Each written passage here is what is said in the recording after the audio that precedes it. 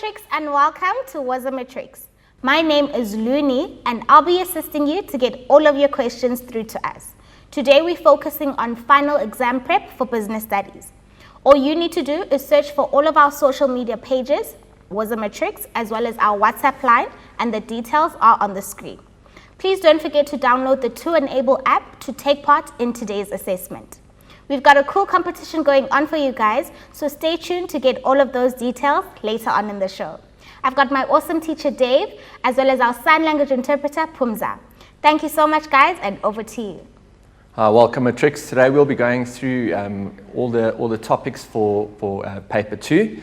We'll be doing a lot of section B questions. Remember that the section B questions can be combined to form a section C essay question, and we'll also be going through some multiple choice questions and helping you guys where you make a lot of silly mistakes to help prevent you from doing that, to make sure that you can get the best marks possible. So let's get on with what questions we have in paper 2.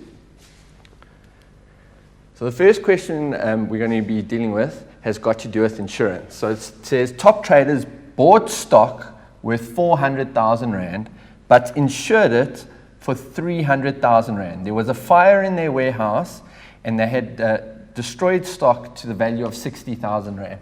So we can already see that there's a bit of an issue there. The market value is 400,000 Rand of the stock. However, top traders have only insured the stock for 300,000 Rand. Then they had a fire in their warehouse and 60,000 Rand's worth of stock was damaged. So let's see what questions they could possibly ask us from the scenario. So the first question is, name the insurance clause that is applicable to the scenario above. So we can see that, that they have underinsured their stock, and there's a specific term for that, and that is known as the average clause. All right. So they will take how much the stock was insured for, they look at your damages, and then they'll work out a ratio according to how much you've insured your stock for and their market value. We go on to the second part of the question. We'll see now they ask us to calculate the amount that top traders will receive as compensation from the insurer. Show all calculations. All right, so if we look there, you've got your formula. It's your insured amount over the market value times by the loss or damages. If you put out the formula, you usually will receive a mark for that. So make sure that you're always putting in the formulas so that you don't lose out on any marks in case that you've made a mistake in your final answer. You'll still be able to receive some marks. So there we see that the insured amount was 300,000 Rand over the market value, which is 400,000 Rand, times by damages, which was 60,000 Rand, which gives us a total answer of 45,000 Rand. So you can see there that they almost work out your loss in a ratio according to the market value and how much you insured. They work out that ratio, and that is why they got paid out 45,000 Rand for the damages and not 60,000 Rand for the damages.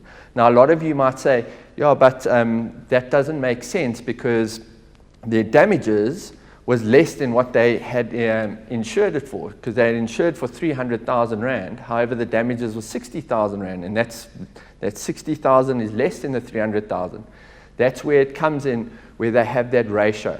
Your insured amount over the market value, and they have that ratio there times by the damages, where if they had insured it for 400,000 Rand, the insurance company would then have paid them out their full amount of damages, 60,000 Rand, because the ratio would have been 1 times by the damages.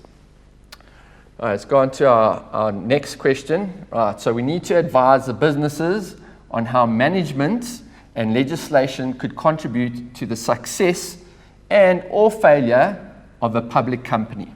All right, so a lot of you get confused between a state-owned enterprise and a public company. Remember, a public company is listed on the JSE, and anyone can buy shares in a public company, whether it be a natural person such as you or I, or an organization that can buy shares in a public company. Whereas a state-owned company is owned by the government. Their only shareholder is the government. So just bear that in mind when you get into your different forms of ownership, that you do not confuse a public company and a state-owned company. So let's unpack what the question is asking from us here. So firstly, now we need to consider management success, management failure, and legislation success. Right, so the first one for management success, it is managed by at least 3 competent or highly skilled directors. Right, so we can go out and we can get the best people to run our company. They'll be highly skilled, they'll be very competent, and they'll have experience in running a company, which is going to stand us in good stead because we might not, as the shareholders, have the experience in order to run a big public company. Now we can get people in who have that experience and can run the company in a very efficient manner. Shareholders can vote for or appoint the most capable directors to manage their company. So at the annual general meeting, the shareholders vote and they decide who the director should be. So all the shareholders get to vote. Remember though, in a public company, you're dealing with millions of shares. So if you only own 1 share, your slice of the vote is a lot smaller than someone who might own 10% of the company. Right, so just bear that in mind. Directors bring creative ideas which encourage innovation, high productivity and efficiency in the company. Right, so if you look at some of your most innovative business owners and directors out there, they bring a lot of creativity in. You look at Steve Jobs when he went back to Apple, he brought a lot of creativity in creating the iPod, the iPhone, the iPad. So they bring in this creativity, this innovation, which can change a company completely. If we look, the management of a company can improve since directors are accountable to shareholders. So if the directors of a company are not doing well for the company, at the annual general meeting, shareholders can vote to have those directors removed. So those directors are always going to be on their toes. They're going to have to make sure that they're doing what's best for the company and that the company is continuously going up, because if the company isn't going up, the directors can vote the shareholders can vote to have the directors removed from the company. If we look at management failure, directors may not have a direct interest in the company, which can hamper growth and profit maximization. So sometimes you get some directors who are serial job hoppers, and they go from one company to the other. They're looking out for their interests, where they might not be looking out for the interests of the party, of the organization, which could be a direct conflict for the business. You know, the shareholders want the business to succeed, where the directors are just looking after their own personal interests. Directors may not be motivated to work very hard because shareholders decide on the director's remuneration. So at the annual general meeting every year, shareholders vote to see how much remuneration directors should get. And if directors can see that shareholders are going to be very negative in terms of how much remuneration they must get, those directors are not going to be motivated to work very hard. They're just going to actually sit back and be like, whatever, I'm not going to do anything. And that could hamper the productivity of the business. That also could speed up the running down of the business, which is not what we want. Especially if we're investing in a public company, we want to see our share price continuously go up. Right. Another management failure is large management structures can result in decision making taking their time. Right, so there might be an opportunity that the business needs to take advantage of very quickly, but however, because it's got to go through formal structures, the decision making takes a lot longer, especially when it comes to big decisions within the business. You have to release a special meeting request to shareholders so that you can get shareholder approval. Shareholders might say no, so there's a whole long red tape process which can hamper fast decision making. Some shareholders may not exercise their voting rights, resulting in choosing the wrong person as a director. So some people might be like, well, my vote doesn't count, so therefore I'm not going to vote, and then they don't vote, and what happens is that potentially a wrong director gets in the business because only very little people voted for who should be a director of the company. So we might not get the best directors because there might be some apathy from people where they just like, I don't feel like voting. Right. Another one for management failure. Management may be open to legal challenges if their reports do not comply with the King Code. You just have to look at a couple of organizations in recent history in South Africa that didn't comply with the King Code, and now those directors that were running that particular business, they are facing legal challenges because they didn't run the company as best as they could. Right. Directors' fees increase the company's expenses, which reduces net profit. Right. Your directors, often you have to pay them quite a good remuneration package. That's an extra expense for the business. The more expenses there are for the business, the less profit that we are going to have.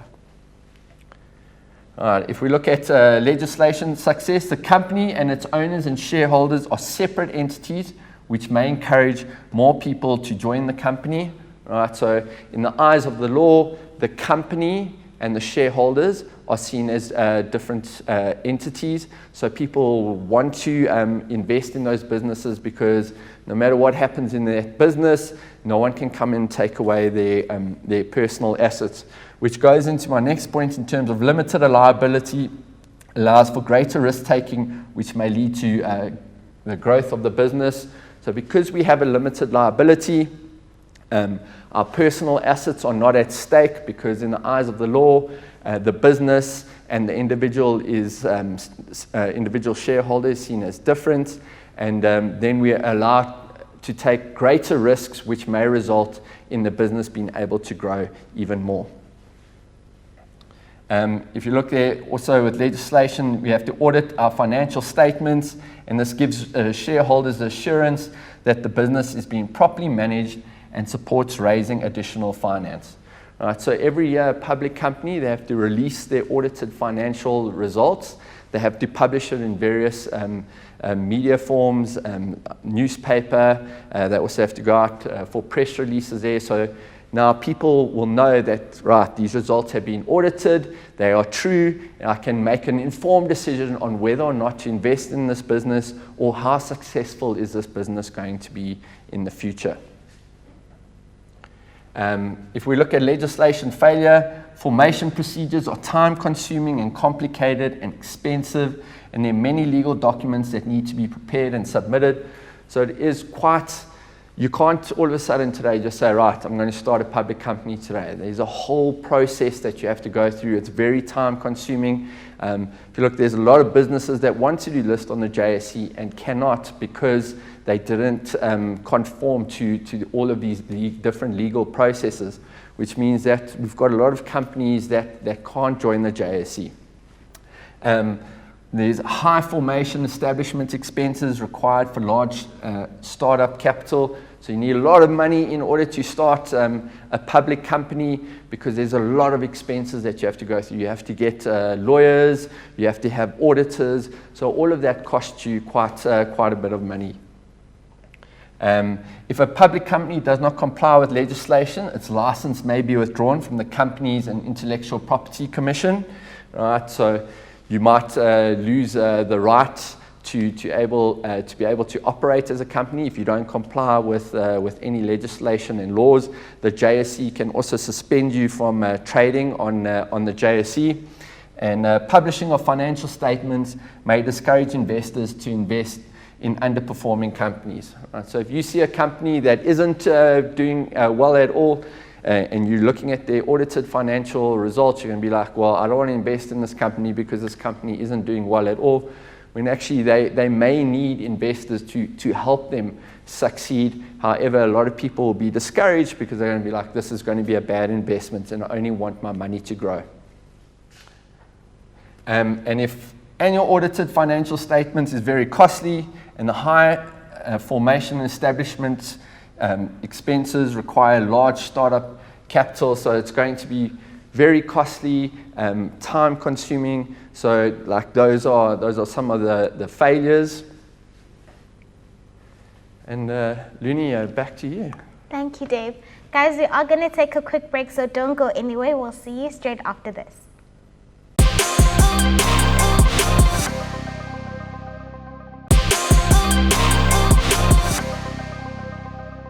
We're back from the break, guys. I hope you're still enjoying the show. If you've just joined us, we are doing your final exam prep to help you with the upcoming exams. This next competition is for anyone who wants to win themselves something, or you're constantly running out of data and you just want to win. Wazomatrix is bringing you the hashtag WazoWinner competition, where 2 lucky matriculants stand a chance to win 2 gigs of data. All you need to do to enter is head on over to our Facebook page and all of the details will be there. Thank you so much, Dave, and over to you. Welcome back, Matrix. We're going to be carrying and going through paper 2. We'll be doing a lot of section B questions.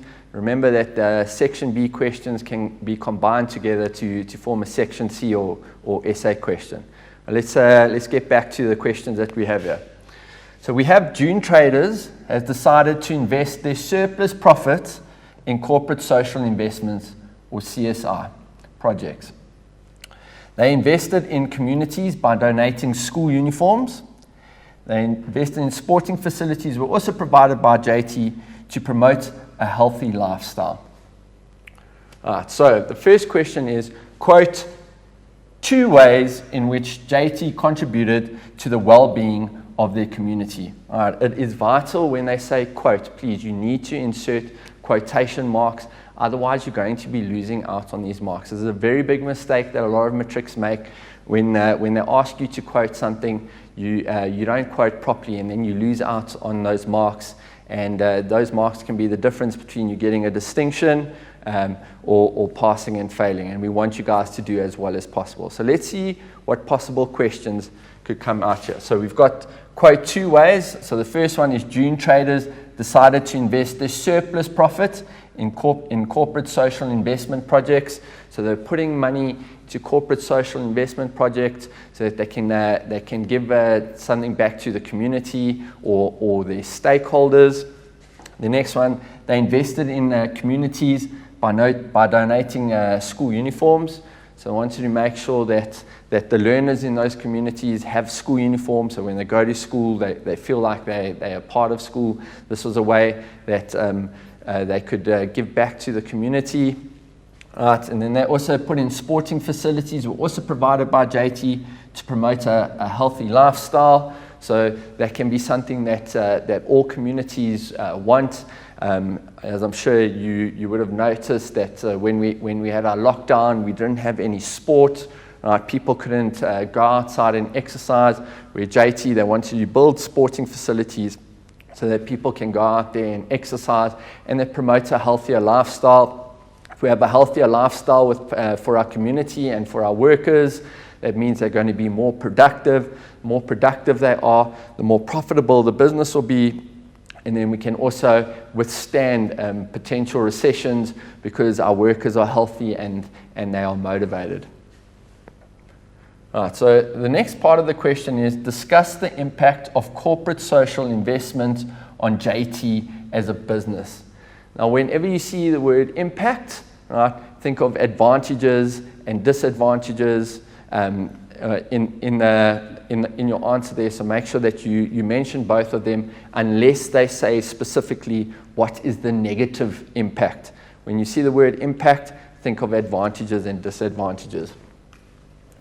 So the first one is, JT may attract experienced employees or increase the pool of skilled labor, which could increase their productivity. All right, so all businesses want to be a part of something positive, and so do the employees. Now, the employees can see that JT is looking after their community, they're investing in their community, they want to be a part of that because that's something good. Everyone's proud to be associated with something that's good and something that adds value to the community. So you're going to see a lot of people who might have similar personal values will want to work for JT. Now that means that their pool of potential employees is a lot bigger, and you might have experienced people that will want to get involved with the JT because of all the good work that they're doing. There's a positive or improved image as the business looks after employees, conducts itself and in a responsible way. Right, so now the business is going to be have a very positive look in the community because they're looking after the community, they're not harming the community. So the more positive we are seen in the business, the better it's going to be for us. We're going to get all that good publicity. People are going to want to be a part of our business, which is going to lead to more sustainability and profitability because now the community is going to support us, and other people will want to support us. Right. Other advantages: we may have a competitive advantage, resulting in good publicity or an improved reputation. So when people can see that we're doing a lot of good for the community, the community will rather support us than someone that isn't doing anything for the community. So we've got that competitive advantage. We offer quality products and we look after the community, and people will be like, well, I'm going to go and support them because they actually look after the community. So think of maybe like your favorite sports team. If they're doing community projects or their sponsors are helping with community projects, you're going to see that people would rather want to support them than maybe their competition. And that's what's going to give them their competitive edge. They will enjoy the goodwill and support of communities. When communities can see that the business is looking after them and is just not looking after themselves in terms of getting as much profit as they can, that's going to buy a lot of goodwill from the community. They're going to see, yeah, right, this business, yes, they look after themselves, but they also look after their community. And that will lead to a lot more sustainability for the business because there's a lot of goodwill. Where when you think of a business that has negatively impacted a community, you'll see a lot of people want to boycott them. They will want nothing to do with them, which is going to make their survival just so much harder. CSI projects promote teamwork within businesses. So you might get employees that will go and help out at a local school, maybe go paint a school or help with a CSI project. Right? You're going to have all of these employees that are going to be working together, and that's going to create teamwork. Right? The better teamwork we have in the business, the more productive it's going to be, the more positive that environment is going to be. People want to be involved in a good teamwork environment. Right? And it promotes customer loyalty, resulting in more sales. Right? So our customers are going to say, right, these people look after their community, they look after the environment.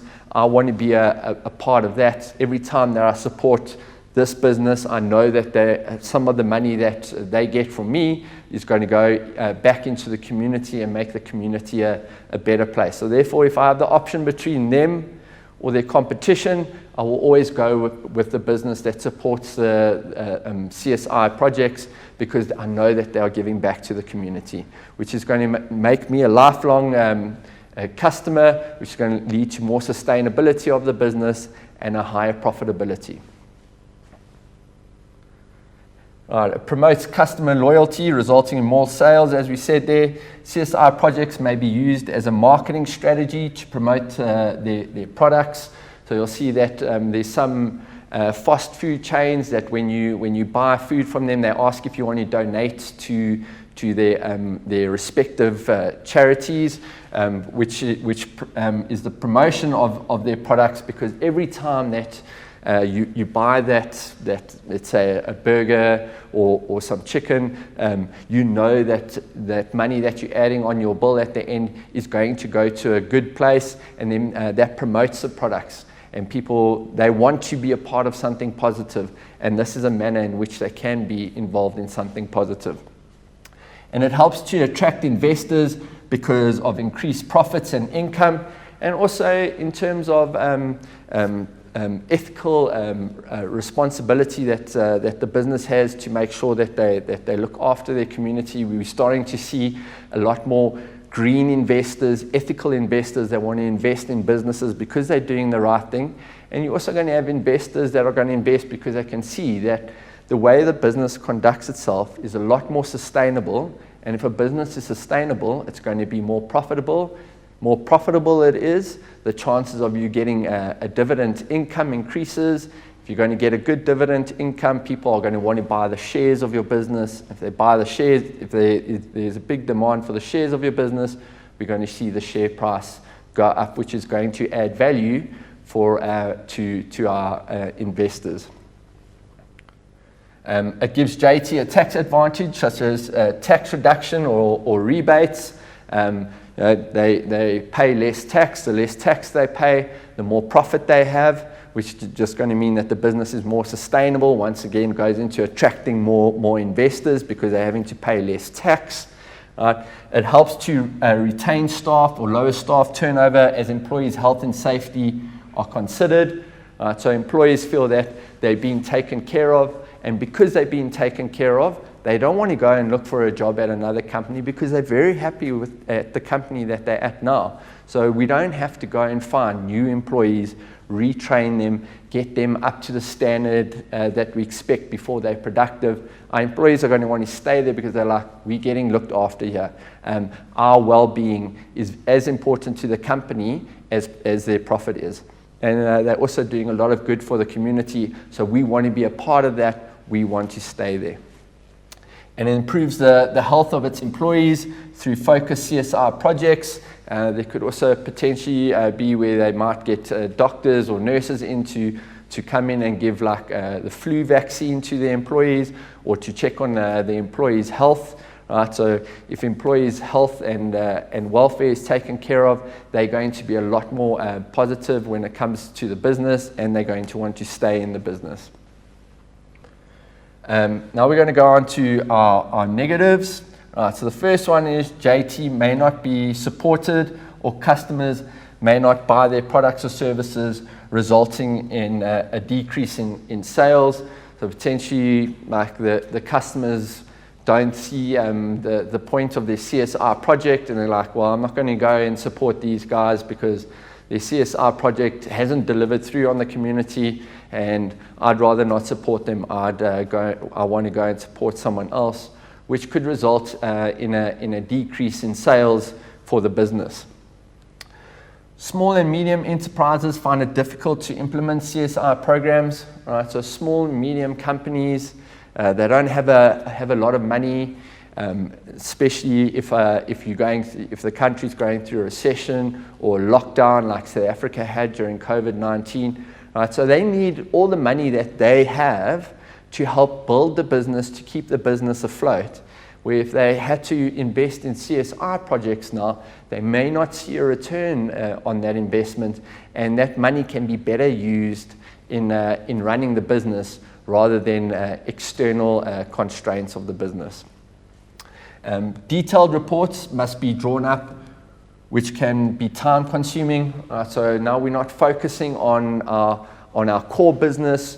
We rather have to write up reports about our CSR project, which is very time consuming. So rather than us focusing on the business, we're now focusing on our CSR projects, which might not have anything to do with our actual business. And we could lose focus on our business. If we lose focus on our business, we might not be able to be as profitable as we want to be, and that could result in the business contracting and even potentially closing down, because we're not focusing on our core objective, which is to run the business as profitable as possible. Social spending reduces businesses or economic efficiency, which makes us less competitive.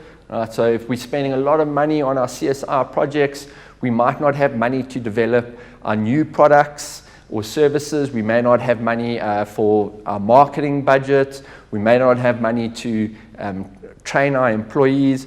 So we'll see there that we're not using our resources efficiently, and which can have a negative impact on the growth of our business. Social involvement is funded from the business profits, which could have been used to benefit customers or reduce prices. That's a very important point there. If you look, there was recently a retailer that invested R1 billion in bringing down the price of chicken, right, which a lot of customers are very happy about, especially when it's a tough economic downturn in South Africa, so people are looking for good quality products at cheaper prices, where this business, they were able to invest R1 billion to bring down the price of their chicken, where if you're investing in CSR projects, that money could have been better spent within the business to help bring down the price of your products or services, which would mean that we would have more customers that want to buy from us, which is going to lead to more profitability of the business. CSI activities distract the business to focus from its core business functions. As I mentioned earlier, now we're focusing on a CSR project rather than our actual business, and we actually might not have the skills to focus on the CSR project as well as we could have. And now we're doing a project that is not 100% where it should be. We're also not operating our business at 100%. So what's going to happen? The entire business is going to suffer. And if the entire business suffers, how are we going to actually be able to run a CSR project? Because that money that we would be using for the CSR project, we now need to use to keep the business afloat.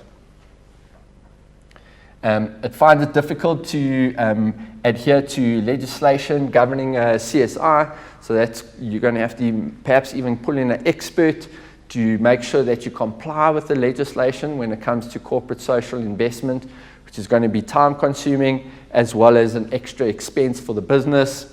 It can increase financial risk as programs cost money and may impact negatively on profits, which I've already mentioned earlier. So we're going to be losing out on that money, which may not be that effective for the business.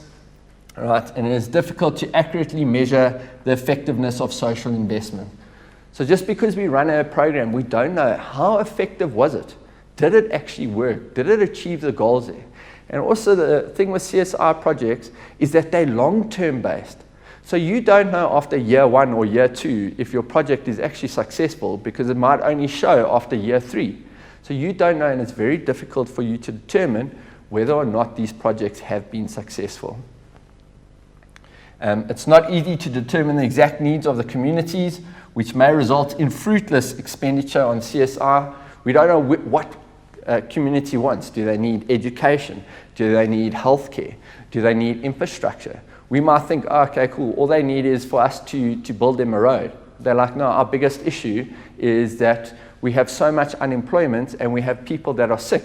Right? So they're going to be like, right, we actually needed education and healthcare, but you've given us infrastructure which we don't need.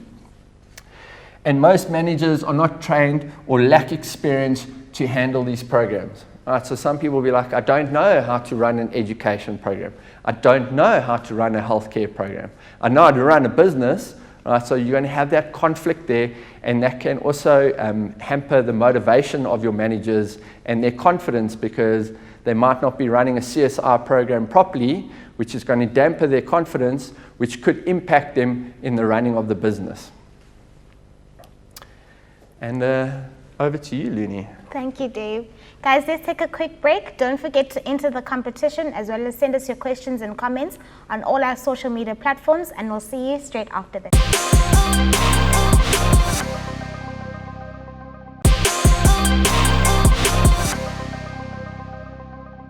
Welcome back from the break, guys. We're still busy with your business studies final exam prep. So thank you so much, Dave, and over to you. Matrix, we're still going to be continuing with paper 2 today, but we'll be going on to multiple choice questions, and I'll also be discussing a lot of mistakes that you make when it comes to your multiple choice questions, just to ensure that you don't make these same mistakes and lose out on some silly marks there. So let's look at our first question. So William, the manager of Eden Supermarkets, applies the leadership style when delegating tasks to followers without supervision. So our options are autocratic, bureaucratic, laissez-faire or free rein, or charismatic. So if I look at a lot of the answers that you guys give, a lot of you guys went for autocratic and for bureaucratic, when actually the answer was laissez-faire or free rein. Right. So when you've got highly skilled workers, right, you can just delegate tasks to them and let them be. Remember, we're autocratic. You usually have an autocratic leadership style when your workers aren't highly skilled and you have to keep on telling them what to do because they don't know what to do. And bureaucratic, that's where we're just looking, there's a whole bunch of rules that you have to comply with, and that's the leadership style that you'll run with there. Where laissez-faire is when you've got highly skilled workers and you can just delegate tasks to them and they can go out and complete those tasks. If we look at the next question, this is a really good question. So the company provides essential services such as water and electricity at reasonable prices. This is a great question because a lot of you get confused with the options that we have here. So the first one is personal liability company. Then we have option B, state-owned, option C, public, or option D, private. So if we look at where you guys went there, you went for state-owned and for public. Now, when we look at the answer, it is B, state-owned. So a state-owned enterprise is an enterprise that is owned by the government. All right. Now, understandably, the government is voted for by the people. Right. However, a state-owned enterprise has only one shareholder, and that's the government. Where a lot of you get confused is with a public company. You assume that a public company is something that is run there for the public. No, a public company means that anyone can buy shares in that company, either a natural person or an organization, and they can have millions of shareholders. Where a state-owned company, they're there to provide goods and services at reasonable prices to the public or the people of a country in its whole there. So just make sure you understand the difference there. And when you see public company, it's got nothing to do with a state-owned company. All right, the next one is Tembi allows Joyce time to speak in an angry manner without attacking her. This is an example of dealing with a different personality. So we've got A, a complaining personality, or B, a quiet personality, C, an expert personality, or D, an aggressive personality. So if we look at your guys' answers, you've got complaining and aggressive that a lot of you guys picked there, and it is D, an aggressive personality, right? So when we're dealing with difficult people, when they're aggressive, right, just let them vent. As a manager, you just listen, you don't attack them, you just make sure that you keep very calm, let them vent out, and then you can talk to them there, right? So that's for an aggressive personality. You also have complaining, which is that you would have a completely different approach to a complaining personality. All right, question 7, team dynamic theories help a business to allocate tasks to team members with similar personalities, or B, allocate tasks according to the role of each team member, C, establish good relationships with teams and promotes individual satisfaction. So it seems that a lot of you have been getting confused with the answer there. It's actually B, allocate tasks according to the role of each team member. A lot of people think team dynamics is just about making sure that everyone gets along, where it's actually all about making sure that we're allocating the right tasks according to the role of each team member. So you wouldn't put, for example, a goalkeeper as a striker in your football team, right? Because that's not his task there. That's not his role. All right, question 8. An example of non-verbal presentations is information in the form of A, written report, B, a data projector, C, video conference, or D, oral report. You guys are pretty okay on this, although we've had quite a few wrong answers there, but it's A, written report, right? It's non-verbal, okay? So currently the presentation that I'm giving you right now is verbal, right? I'm talking to you, I'm explaining concepts to you. Where if I had given you the notes on what I'm teaching today, there would be a written report. So don't confuse the two there. I know a lot of you just look to skip presentation, but there's a lot of marks that can come out of there. I've seen essay questions where they have where they ask you about presentation, section A questions and section B questions. So make sure that you don't just skip that section because you're like, it doesn't mean anything. Just make sure that you pay attention to all of the sections. But final thoughts before we wrap up here is make sure that you go through all of your work. Make sure that you go to bed early. I cannot emphasize this enough. If you do not have enough sleep, you're not going to be fresh for your exam. You're not going to be able to concentrate. So make sure the night before your exam, you go to bed early. You've got enough sleep. You've caught up on sleep in case you've missed out on some sleep, so that your brain is fresh and that you go into your exam feeling very confident. Read the instructions carefully. I do not know how many times learners will either answer too many questions or too little questions. So in your reading time, make sure you go through all of the instructions. Your chief invigilator should go through all the instructions with you and also read what they're asking from you. Only answer 2 questions for section B, only answer 1 question for section C. Manage your time, right? So you can start with any question. If you want to start with your essay question first, you can do that. If you want to start with your section B questions first, you can do that. Don't waste time on your section A questions where you sit and you daydream about the potential answer there, because every minute that you lose out is time that you're not going to get back. If you're not going to get back that time, you're going to run out of time for your paper and potentially lose out on a whole bunch of marks. And then finally, all the best, guys. Just go out there, do past papers, make sure that you're keeping up to date with what's happening in the news that can help you understand your work a lot better, and go out there and absolutely crush it, guys. All the best. Over to you, Luni.